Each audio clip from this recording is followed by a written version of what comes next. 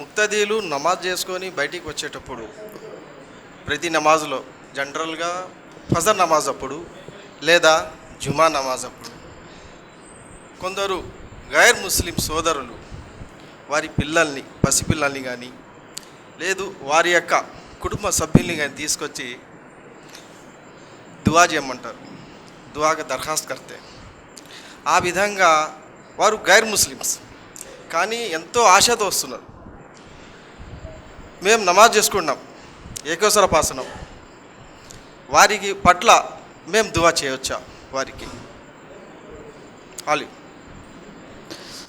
సోదరుడు ఏదైతే ప్రశ్న అడుగుతున్నారో, ఈరోజు మసీదుల ముందు కొంతమంది గైర్ ముస్లిమ్స్ ఏంటంటే వాళ్ళ యొక్క చిన్న చిన్న పిల్లలను తీసుకొచ్చేసి ఇమాం గారితో ముఖ్తదీలతో ఎవరైతే నమాజ్ ముగించుకొని వెళ్ళిపోతున్నారు వారితో దువా చేయండి, మా పిల్లల అనారోగ్యంగా ఉన్నారు, వారి యొక్క సమస్యలు ఎక్కువగా అనారోగ్యంగా ఉన్నటువంటి వారే మసీద్ దగ్గర తీసుకొచ్చేసి మీరు దువా చదవండి, మీ దువా స్వీకరించబడుతుందని గైర్ ముస్లిమ్స్ ఎవరైతే అంటారో వారి కోసం దువా చేయవచ్చా అనేటటువంటి విషయం అడిగారు.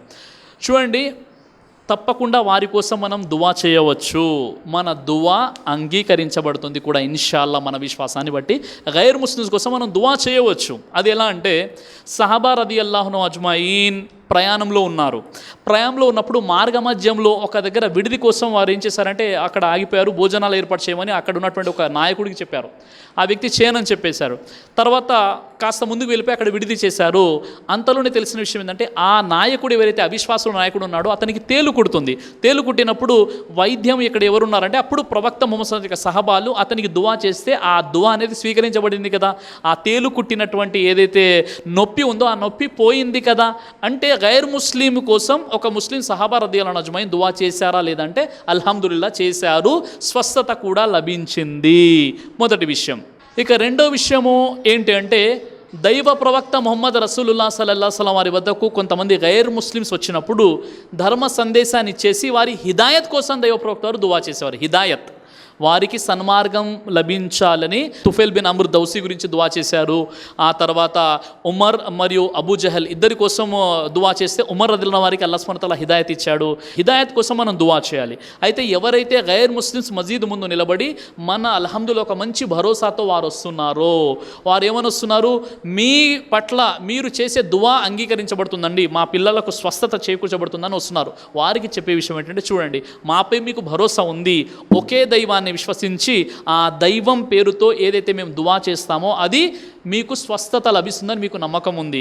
మరి మీ పిల్లలకు మీరే దువా చేసుకోవాలంటే మీరు కూడా ఆ ఒకే దైవాన్ని నమ్మినట్లయితే, ఆ దైవంపై విశ్వాసం కలిగినట్లయితే ఇన్షాల్లా మీ పిల్లలకు మీరే దువా చేసుకోవచ్చు. అల్హమ్దులిల్లా. ఇస్లాం ఒక గొప్ప సమాధానాన్ని ఇక్కడ ఇస్తుంది. అయితే సోదరుడు ఏదైతే క్వశ్చన్ అడిగారో, మన మసీదు ముందు ఎవరైతే గైర్ ముస్లిమ్స్ వస్తున్నారో వారికి దువా చేయవచ్చు అంటే అల్హమ్దులిల్లా దువా చేయవచ్చు, ఎలాంటి అభ్యంతరం లేదు. అయితే ఈ గైర్ ముస్లిమ్స్ రేపు ఖియామత్ రోజు మన చొక్కా కూడా పట్టుకోగలుగుతారు. ఏంటి ఆ విషయాన్ని మనం భయపడాలి. ఓ అల్లా, మేము మసీద్ యొక్క మెట్లు ఎక్కి వచ్చాము, ముస్లింలు నమాజ్ చేసుకున్నారు, మేము చేసాము, ముఖ్తదీలు మొత్తం నమాజ్ చేసుకొని బయటికి వచ్చేసి ఏదో మంత్రాలు ఏదో ఆయతులు చదివి వెళ్ళిపోయారు. అల్లా ఎవరో మాకు చెప్పలేదు, ఖురాన్ ఏంటో మాకు చెప్పలేదు, ఇస్లాం ఏంటో మాకు తెలియదని రేపు మన చొక్కా పట్టుకొని రేపు ఖియామత్ రోజు అడగవచ్చు. ఆ విషయానికి భయపడాలి ముందు. కాబట్టి ఎవరైతే మన మెట్లు ఎక్కేసి మన ప్రాంగణంలోకి వస్తున్నారో వారు హక్కుదారులు అయిపోయారు. వారికి తౌహీద్ ఏంటో చెప్పాలి, ధర్మం ఏంటో చెప్పాలి. కాబట్టి సంక్షిప్తంగా మీ ప్రశ్న జవాబు